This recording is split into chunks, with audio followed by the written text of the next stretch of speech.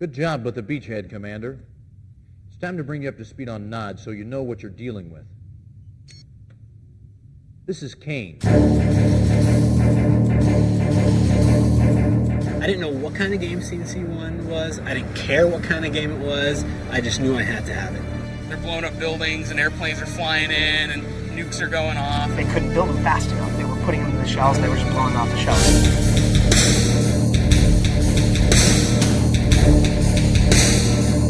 Red Alert was actually an expansion pack. It was so good that they made it a standalone product. It sold blockbuster numbers. Iberian Sun was what the fans were screaming for. You know, to this day, it's my favorite CNC game of all time. What it was like to be the commando in the Command & Conquer universe. Those kinds of toys in a big RTS setting, that was really the first time that had been done well.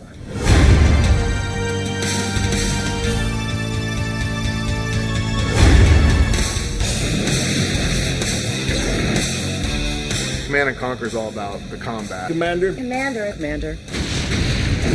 Winning feels great. To this day, one of the best strategy games ever made. Hopelessly addicted to the game. The movies tied it all together. We cornered Kane and he holds the key to this Tiberium riddle. Rushka's borders were stretched from coast to coast. We're supposed to be allies, you maniac. Americans will be ours. God help us all. Command & Conquer is one of the greatest RTS franchises of all time. Blow the hell out of everybody, and I really, really liked it.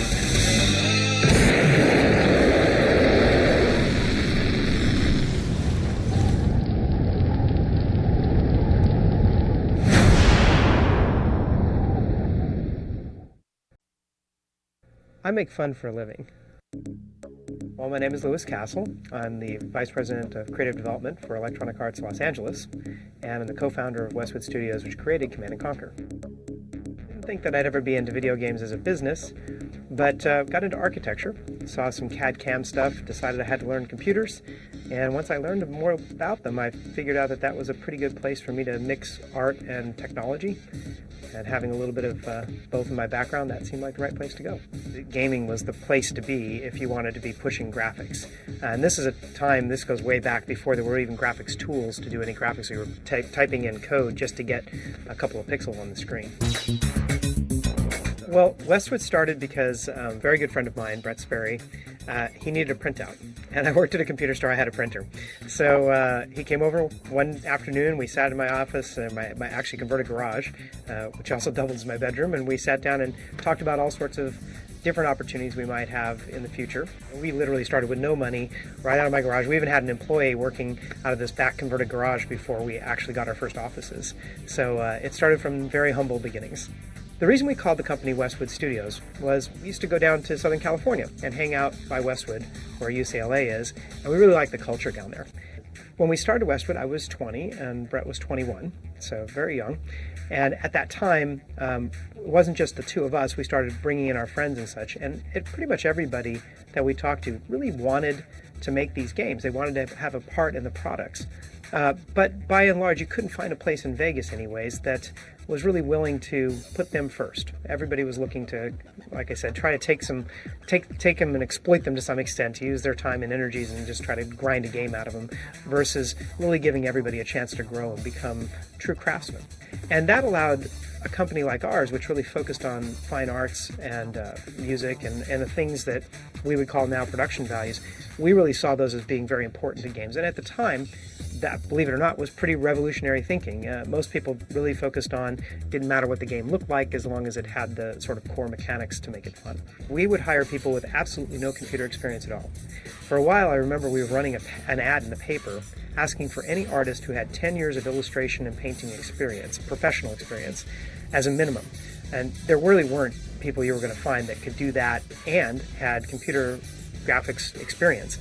And I remember hiring guys like Gary Freeman, a fantastic artist, and Rick Parks and a few others that had very, very little or none at all, no experience at all as computer operators. And they would always ask me, they'd say, well, why are you talking to me? I don't know anything about computers. Why would you want to hire an artist like me? And my answer is always the same. It's, you've spent a lifetime, or many, many years, decades even, learning to paint, learning to draw, learning to see the world, and I can't teach you that. But I can teach you how to use a computer. That's pretty easy, comparatively. I think that's why we were successful, because we really were committed, and continue to be committed years and years later, to the careers of the people that had put all the time into the products. The first game we worked on was a game called Temple of Apshite Trilogy. At that point, we were trying to make this game for the Macintosh, and that was a new system at the time. I didn't even really know how to program a Macintosh at the time, so they thumped this big 1,700-page volume of Inside Mac and went through it cover to cover many times and learned how to program the machine at the same time that we were doing the project. It was quite successful. We got the game done very quickly. We got it done under budget. And so the guys at Epix said, hey, that seems like a pretty good deal. Why don't we do a couple more? I think the RTS game came about as a product of Westwood's desire as a team to build real-time games. The reason I say that, we had done a game that was quite popular called Eye of the Beholder, which was a Dungeons & Dragons game, and it was all in real time. And we loved strategy games. But the thing that always struck us about strategy games in general was they were a little on the dry side. So what was really exciting and what seemed to really get everybody's fires going was, what if you had to do the strategy game where you're moving units around, you're building units, you're deciding how you're going to spend your resources, but at the same time, you weren't able to have the luxury of waiting until your opponent moved. You had to do it all in real time, right there on the spot. And by the way, somebody else is trying to beat you at the same time. So all of this stuff happening at once and really feeling like you're competing against somebody was what really drove the genre. It really makes real-time strategy games so much different than a typical strategy game. Well, the very first real-time strategy game that we made, and frankly, probably the very first game anybody would recognize as a real-time strategy game, was called Dune 2. We shipped this product, it did very well, and we decided to do our own original property around the concepts, the core compulsions which made this strategy game so much fun. Sources indicate that GDI terrorists were convinced that this simple hamlet was involved in the manufacture and shipping of Tiberium. When will this madness end? Only when General Shepard and his vision of one world order is stopped.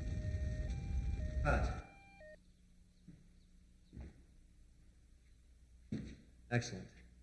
Now, do it again in French and German. I want 300 copies made and sent to every TV station in Europe. We have the satellite for another 10 minutes. Is that camera still running? If we want to live in a different world. With Command & Conquer, what we did was we took this idea of this real-time strategy, the pressure of having to make these strategic decisions, and we wanted to put it into a context which was really accessible to that day. But the story of CNC really came about the conflict between good and evil, and to cast that evil character at the time, we really wanted to reach into what was at the heart of most people's fears. And at the time, we weren't afraid of the Soviets or anything else. We were very much afraid of, the world was afraid of terrorism. And Brett and Edie and Joe came up with this great story idea of, why don't we take this really charismatic, megalomaniacal guy who would gather together a bunch of terrorists and create an organization and take on the world. And of course, that's what CNC is all about, this terrorist organization called the Brotherhood of Nod. And of course, if something existed like that, the world would have to react. And so all the Western nations got together and created this GDI, Global Defense Initiative, to combat Cain and the Brotherhood of Nod. This was back in 1995, many years before we have ourselves in our current geopolitical situation. So it was a bit of fortune telling, as it were, and I think that's what made it resonate with people, and that's what really made Command & Conquer mean something to people, because it felt like it could happen any day, and of course it did.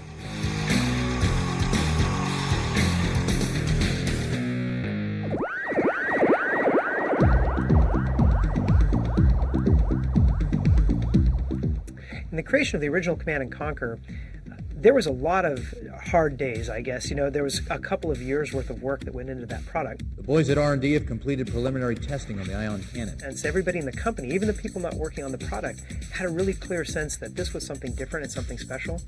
So we were inspired, I think, in ways that you can only be inspired of by just a passion and a love of the business, to really stretch, to really push ourselves. I remember talking to Brett one time about the movies, and he said, well, they have to be full screen, and they have to be full color, and they have to play off a CD-ROM with audio. but you can't do that. It's like, well, we'll just have to figure out how, because that's what it has to be. Clearly, we were very, very cutting edge. One of the very first companies to put out what looked like movies for your computer. I need you and Morelli to take a couple of these babies up and put them through the mill. But at the same time, the things we were doing in real-time strategy were quite difficult. Hundreds and hundreds of units all having to figure out where they're going to go on the map all at once. Back in those days, the CPU and the computing power overall just wasn't there. So those were really hard problems to solve. So between being this armchair general that commanded all these troops in real time against other generals and this incredible storyline that really felt like it was coming off the front pages of the paper, that's what really solidified CNC as a story to be timeless. Stand by, I'll link us up. Condition critical. No one not had the speech bottled up? They're protecting the big Tiberium refinery that intelligence somehow missed. We need backup now.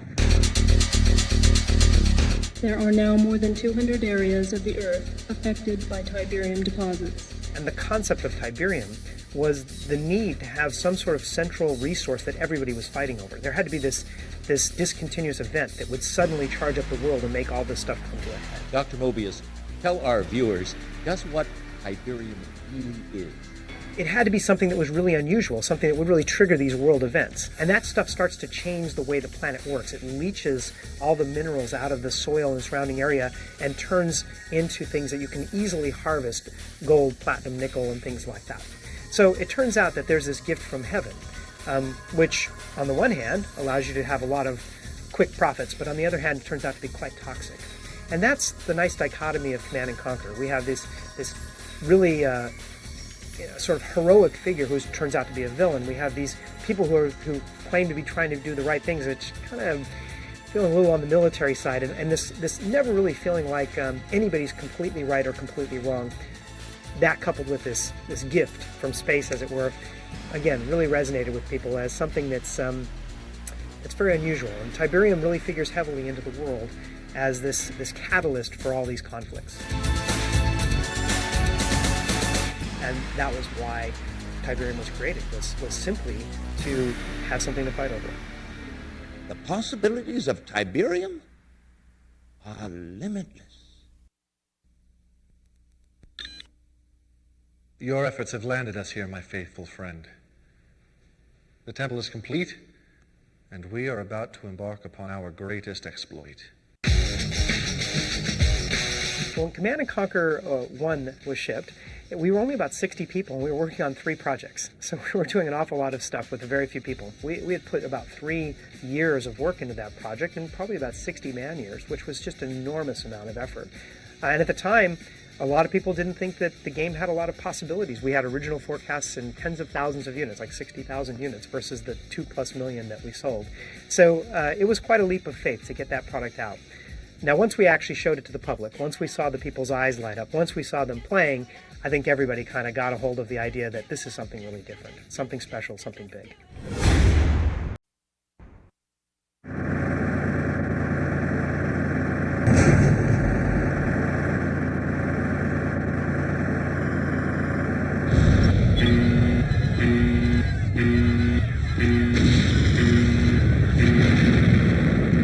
Fought long and hard, Commander, and it's all come down to this. We're with you. Good luck. I think that Command and Conquer was groundbreaking because of the medium on which it was delivered. Command and Conquer on CD-ROM. And the type of play that was being given to the consumer.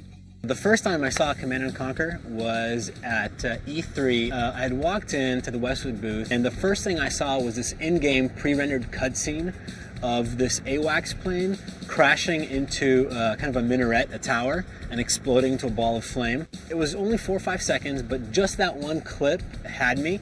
I didn't know what kind of game CNC1 was. I didn't care what kind of game it was. I just knew I had to have it.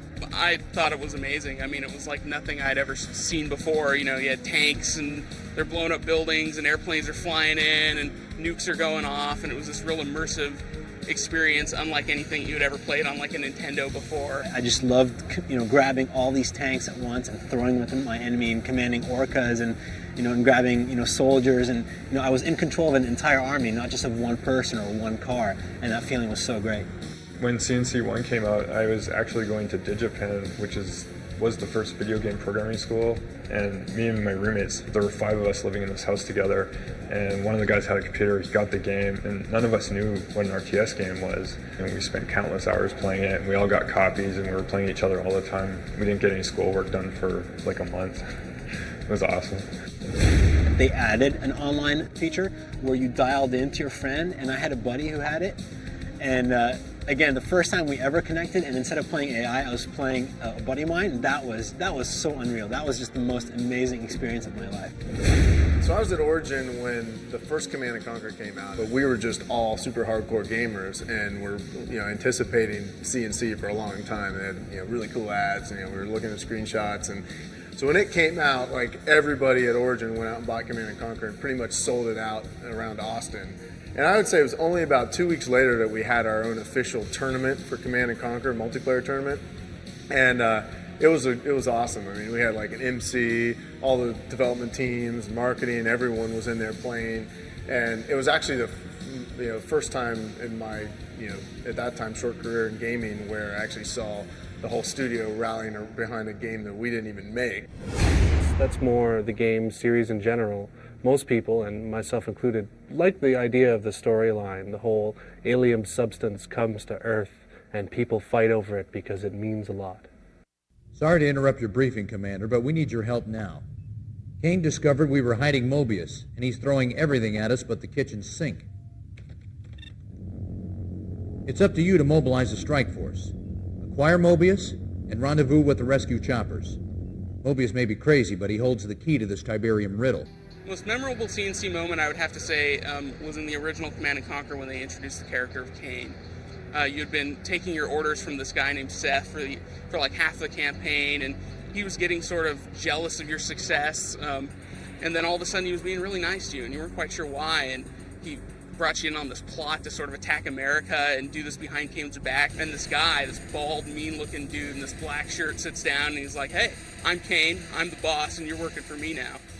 And that was just an amazing, moment in gaming and storytelling that was like, wow, I immediately know who this guy is. I know why he's a badass, and I'm working for him. This is very cool. If you ask anybody what their favorite character was, and I would have to agree, it would be the Commando. You could blow up buildings, which was awesome, and each time you would click on a building to destroy it, he'd give this good line.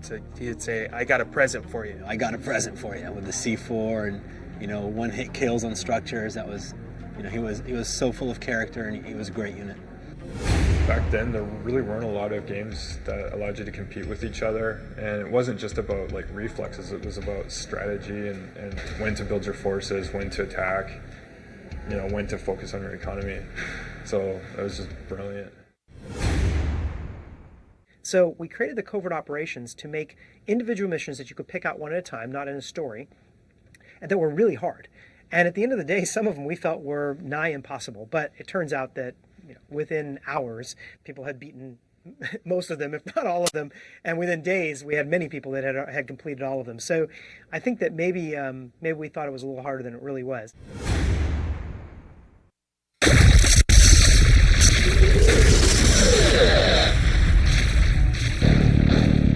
Well, at first, the reason we really were inspired to create Red Alert was fans wanted more. People wanted more Command & Conquer, and we clearly couldn't put the kind of number of years into the product to sort of start from scratch and build a whole new thing.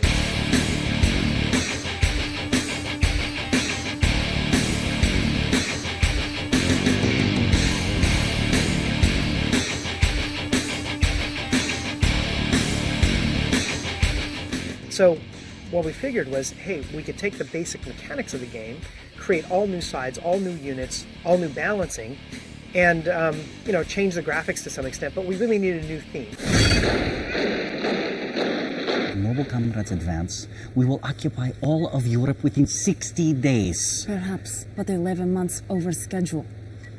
It is vital to our propaganda efforts that we take Berlin before Comrade Stalin's birthday. So Red Alert was the outcome of that. Here was this idea where we could really put some weird science and fantastic units and fantastic stuff into the game and these great superpowers and have a storyline or a fiction that really supported all of it.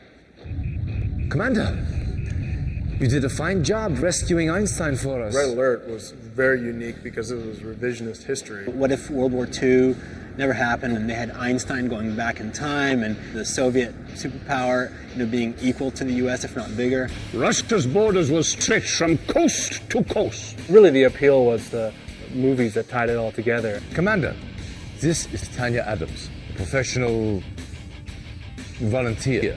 And it was so funny. It was taking something, a subject matter that could quickly get a little too serious and actually put a really comical twist on it. So you see Tanya being captured and then she gets away and then boom, she's there on the map as this little, couple pixels tall unit. It's like, yes, now I have to blow up this base and kill everybody in it. A lot of people don't know that Red Alert was actually an expansion pack to CNC. And it was supposed to be kind of this alternate kind of Command and Conquer thing, and then they ended up thinking that it was so good that they made it a standalone product. It sold blockbuster numbers. To this day is still a favorite of the series. It's Stalin!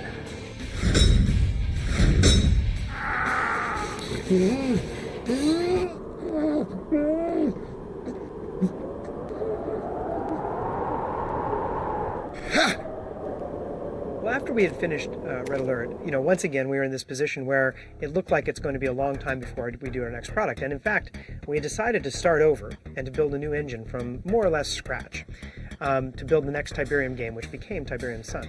So we had a long gap there, and the best thing we could do with all the artists and the audio guys and the designers was to devote them to building new mission packs and new units for Red Alert, the game, or the engine. And that's where Counter-Strike came in, and Aftermath. We actually did one right after the other because we did the first one, thought, okay, that'll make everybody happy, and they just screamed for more. So we did another one, and turns out that I think that even that wasn't quite enough. We could have easily done a third. So I think it just speaks to the robustness of the storyline that people were that hungry for more and more content. Brotherhood! We are whole again! The sickness has been cut out! So Tiberian Sun was what the fans were screaming for. Right from the get-go, when we shipped the original Command and Conquer, everybody wanted to know what happened to GDI and Nod, what happened to Kane. In the name of Cain! In the name of Cain! Cain lives! The storyline is really about the evolution of the GDI and Nod conflict. All GDI forces have been destroyed. Repeat, send reinforcements right away. God damn it.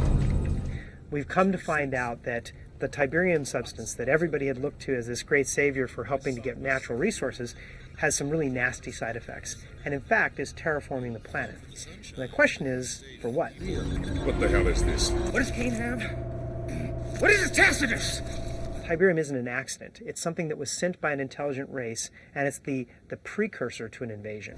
What happened to the technology that you and Cain stole off that UFO? So all of Tiberium Sun is all about Nod, the Brotherhood of Nod, this terrorist organization which has now evolved to a technological group that really embraces the strange mutations that Tiberium is causing and is trying to create super soldiers. My judgment is sound, Cain, and I'm not afraid of ghosts or you. Perhaps you should be. I've seen the future. Our Tiberian future. Versus GDI, which has really sort of retrenched into a position of just trying to hold at bay this Tiberium infestation that's taking over the planet. And now it's not just a battle for the Western world, it's a battle for humanity. Well, in the 4 years between Command and Conquer and Tiberian Sun, the game Command and Conquer had been imitated so many times in so many different ways. It really put a really high bar for Tiberian Sun. And in fact, computers had come a long way. They were much more powerful. So we were really able to explore the three-dimensional aspects of the world, the characters, the units themselves. Take tanks that were now hovercraft and the Orca flyers that became Orca bombers and all sorts of cool things like that. Just all this imaginative stuff that came out of the science fiction of the mixture of the alien technology along with these sort of evolution of war machines. So all this stuff put together made for lots of different ways to play and well over double the number of types of units you had. that's what really made it special, because there's so many different things you could do. And so, I felt really good about the way the product came out. So when we first shipped Tiberian Sun, I remember being absolutely astounded. We had shipped well over 1 million copies into the trade, literally within the first few days around the world, and there were reorders before we even finished shipping some of the different places. So we literally, within a week, went through over 1 million copies, which was just phenomenal. The feedback on the bulletin boards, the feedback in the press, the feedback from all the fans was just amazingly supportive, and overall, it was a hit. I'm not losing that base, Mac. I'll give you a squad of our best jump troopers to clear the way for your arrival. Good luck, Commander. The game's afoot. Let's kick some ass.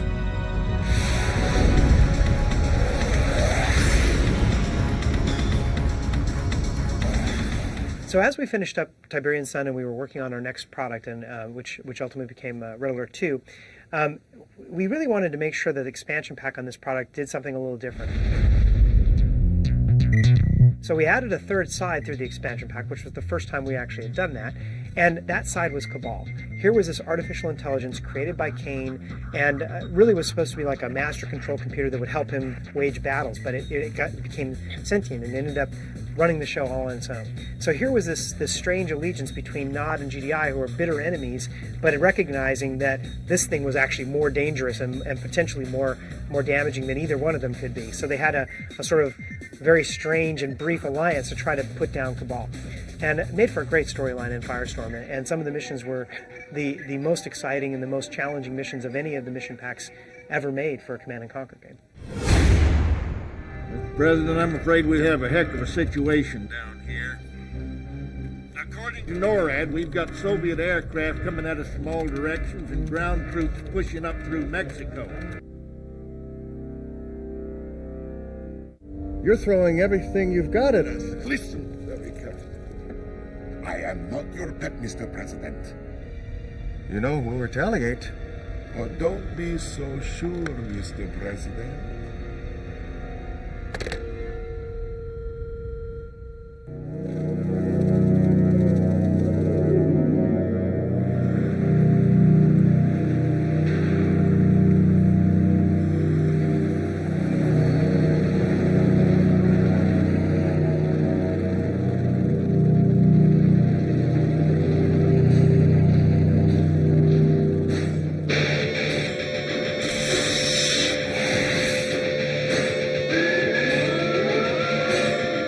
Red Alert 2, things really got exciting in the Red Alert universe. Not only did we have all the weird science from the original Red Alert, but we had sort of gotten religion, and the guys down in Irvine really outdid themselves to make two sides that were really, really different. I was just absolutely blown away by it. I was a big fan of Red Alert 1, but this one just took everything that was great about Red Alert 1 and like cranked it tenfold.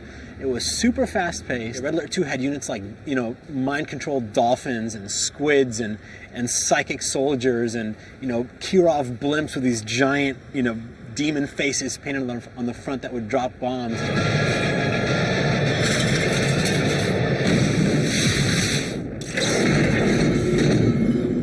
It was just over the top, total B movie, hammy acting, but it was hilarious. It was great. We really wanted it to be a light, fun type of game rather than a really serious sci-fi bent. Congratulations, Comrade General.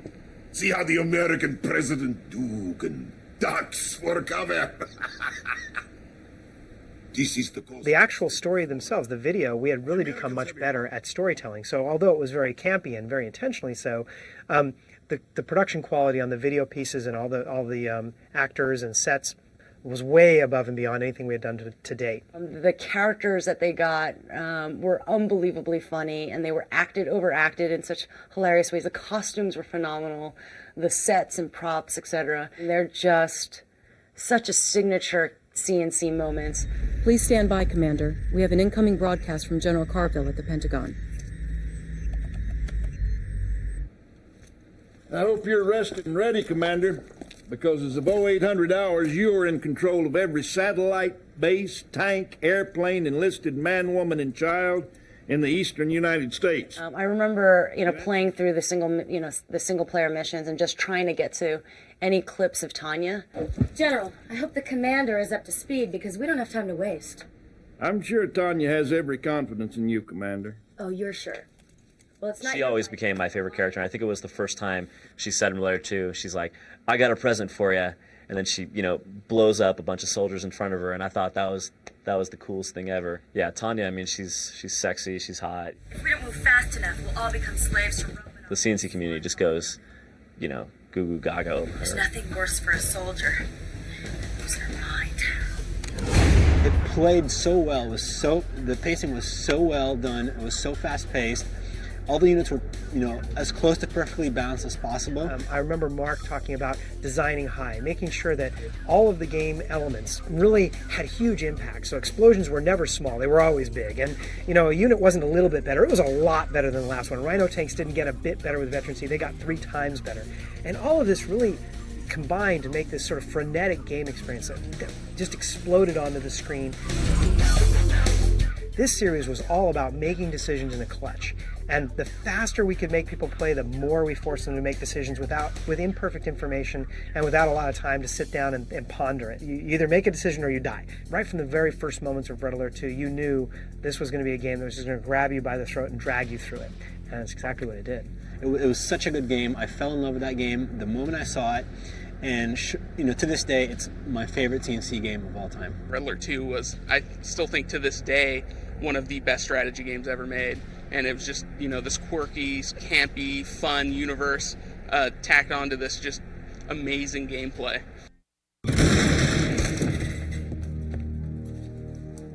Where's Romanoff?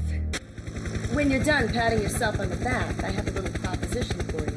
The president has invited us, to his victory gala at the White House tonight. I thought maybe you'd want to ride. Just listen for the sound of the helos.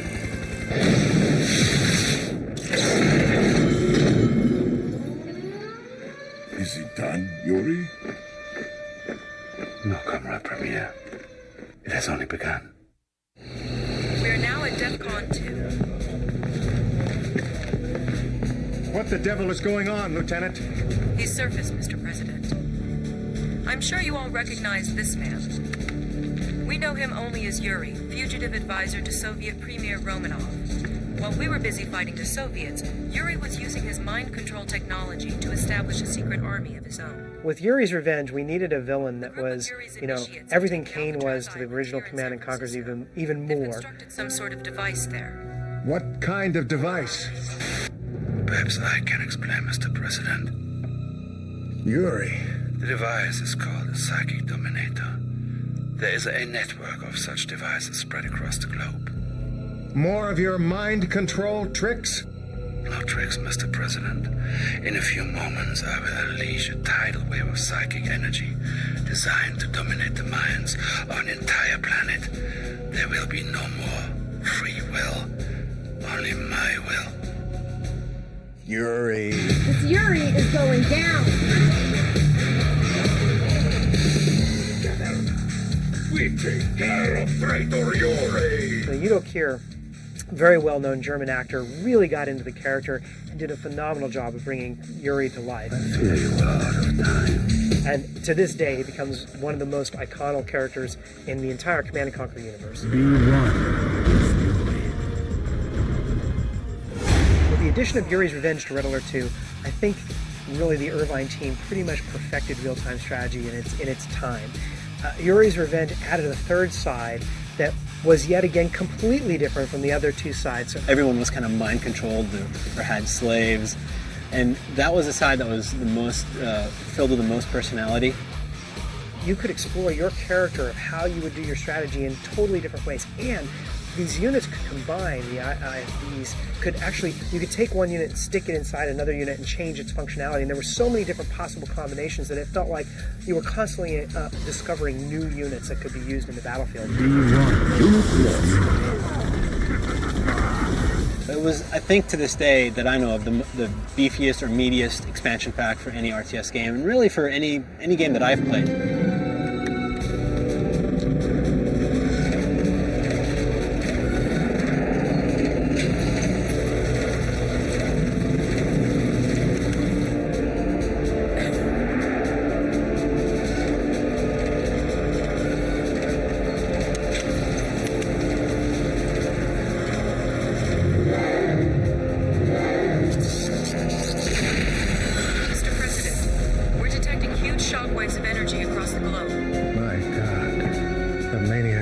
going to do it. May God help us all.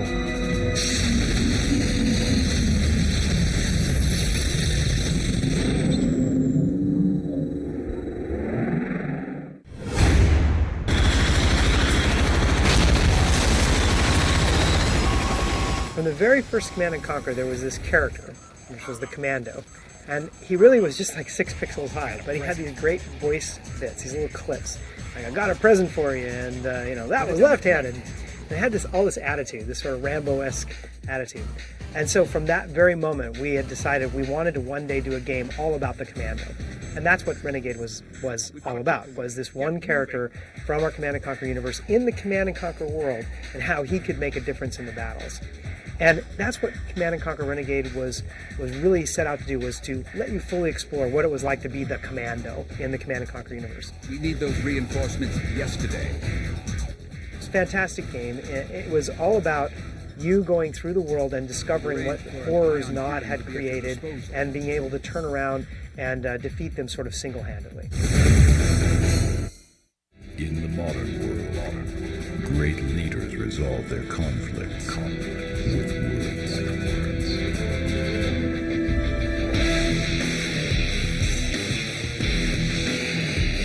Gun launcher. Carbon bomb. In the case of Generals, it was really to take the world of Command & Conquer, the gameplay style of Command & Conquer, and set it in a contemporary warfare theater. I mean, it's such an exciting, volatile place, you know. It seemed like great fodder for us to really center a universe around. And they were more based on kind of real-life counterparts, the Chinese, the Global Liberation Army, United States. And then we, fought over the world that way. It was our first opportunity to bring Command & Conquer as a franchise into the 3D world. Finally, we had 3D hardware that could actually generate these huge cities with shadows and characters and tons of hundreds of units, all battling it all out at the same time.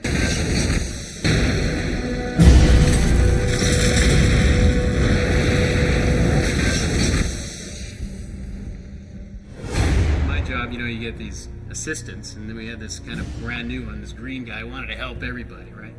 During the development process of Command & Conquer Generals, specifically during the last couple months, everyone would drop what they were doing at the end of the day, and we would play the game in multiplayer mode against each other. We always have tournaments between each other to see who's the best, 1 versus 1 and 2 versus 2 player. I, the lowly QA tester at the time, was playing against one of the game's senior producers. We have this intense competitive nature amongst the team. It was a real competitive game, but at a certain point, I sort of turned the corner and started to take them out. And we were in the tournament, and I thought it would be great to just page him while I was playing against him. Next thing I know, I hear him on the intercom system of the building saying, "Amir Rahimi, please report to my office." Of course, I'm playing him at the time. So I drop the game, run upstairs, see what he wants, and without taking his eyes off of the screen, he barks some mundane task that he wants me to do the next day, and by the time I get back to my computer, half my base is gone.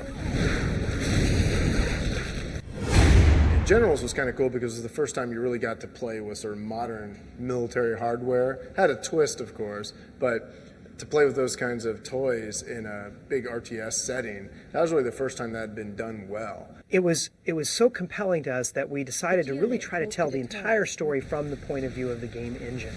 And that was what was when Sage was created, the actual game engine that we still continue to evolve to this day. Well, with 0 Hour, Generals really came into its own. Not only was this expansion pack chock full of new units, new missions, all sorts of new tactics, all sorts of new things, and some really great graphical advances. In addition to all of that, you had these characters, these generals that you could play a role as. When we started making Command & Conquer General 0 Hour, it was just going to be a pretty standard expansion pack. We were going to add a few units to it and put some new campaign missions in there, and then just do a few general feature improvements. As we started into that, the designers started playing around with some of the unit files and found that you could take pretty much any one of our units and do some pretty simple mods to them taking features from other units and make a completely new unit. So you could take a tank and suddenly have it shoot a laser or shoot a projectile that would explode in a big field of toxins. And so the actual characterization of your forces was a reflection of the general's style. And so when you were playing against a particular type of general, you really knew what kind of tactics and strategies they might use. So there would be a stealth general, and there would be a toxin general, and a laser general. And we took all those generals and kind of strung together a campaign called General's Challenge, where you would face each of them. That campaign allowed us to kind of go back to that Red Alert 2 days of a little bit craziness, a little bit of campiness. Our audio guys really did a fantastic job of going in and creating these great personalities such that the Toxin General, while you were fighting him, was kind of taunting you with this creepy voice. You will come for the toxin, but you'll stay because you're dead. And the Stealth General had this really, kind of sneaky, quiet, evil voice to him. You didn't need those troops anyways. So that added a lot of personality to the game, and I think that was a really great feature that made that an awesome expansion pack. Without that, it would have been a full expansion pack. With that, it was almost a completely new product. Overall, I'm a big fan of all the CNC games, but I've probably had the most fun playing Zero Hour. It was never meant to be, General. Goodbye. There's been 3 different worlds so far to live under the Command & Conquer name, and maybe there'll be more. CNC3, it's always, there's a forum post new thread every couple weeks. It's like, hey, is this actually happening, or what do we know about it? The CNC fans they can't ask enough, when is the next CNC game coming out? And, a lot of them are wondering, is it going to be in the Red Alert universe, or is it going to be in the Tiberian universe? While EA makes these other games, they're watching to see, is EA doing a good job with these other games? Because if they are, then that means CNC3 will be awesome, because I know they're going to make it. Well, we are calling it the first decade, not the decade, so I guess that implies that there's always opportunity for more. And I can assure people that we have not abandoned Command & Conquer by any stretch of the imagination. There's lots and lots of stories to be told, and we're looking forward to telling them.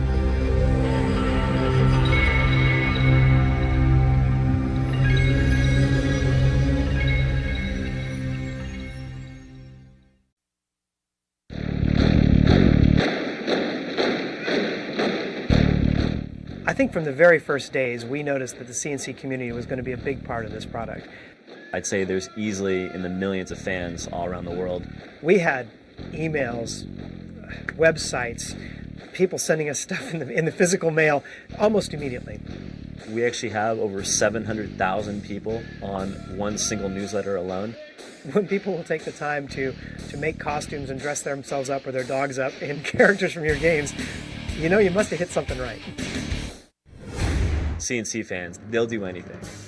But one of the most craziest things that I saw recently was a guy who he was so inspired by the story behind the Nod from the original CNC that he actually created an original computer to look like a Nod temple, and he created it all from scratch.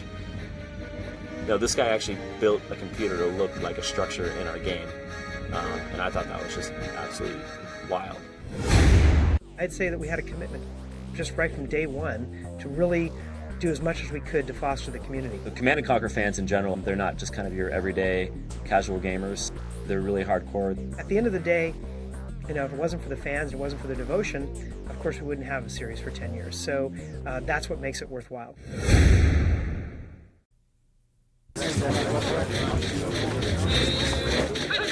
Greetings! We have gathered to celebrate 6 noble filmmakers whose devotion to our beloved Command & Conquer would make Mother Russia proud. Start the show!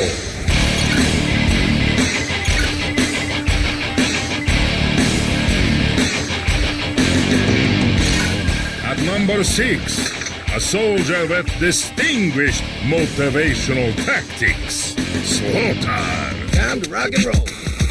As a rule, I have no use for music on the battlefield. However, Slaughter is a true marksman. Well done! And his trigger finger displays a rhythmic tempo that would inspire even the most lead-footed sentry to be on his toes. and move his feet very quickly, if only to avoid being roasted in fireball. At number 5, we have truly impressive use of resources. Chooch! Knowing how to use your credits is critical to success, especially when acquiring combat equipment, like t-shirts, action figures, and a tote bag for motor shells. But I warn you, comrade, fire is not a toy. Ah, now we recognize valor above and beyond the call of duty. At number 4, Exotic Gok. I have seen many good men display their loyalty on the battlefield. Heroes willing to fall on their swords. But it is a rare soldier indeed who can endure the throes of death with such grace. Rest in peace, comrade. We know a little about mind control, do we not? Well, at number 3, we have Furax and his brilliant use of propaganda. It is a little-known fact that our faithful Yuri invented scrapbooking as a boy. It was but a prelude to effortlessly reaching into your mind to control your being. Now, watch closely, and you will feel this clever filmmaker slipping a message into your gray matter. Say it with me now. Kicking butt is good fun. Ah, yes. At number 2, we have Pusabag and Jonvi, distinguished by a story that made me laugh and made me cry. Theirs is an epic tale filled with tragedy, a warrior's righteous fury, and even joy. Yes, dancing on smoldering remains of enemy base. Finally, we reach the summit. Our numero uno filmmaker, recognized for best use of equipment, Jean-V Eckhart. I care nothing for Hollywood and its trickery, unless it is used to smash our enemies. This fan used every trick in the book. We were, how do you say it, blown away. Now, usually I would make someone pay for this kind of insolence, but that was one wicked, sweet explosion. Nothing warms the heart quite like nuclear fallout. Well, there you have it. 6 films by 6 true fanatics. I applaud your loyalty.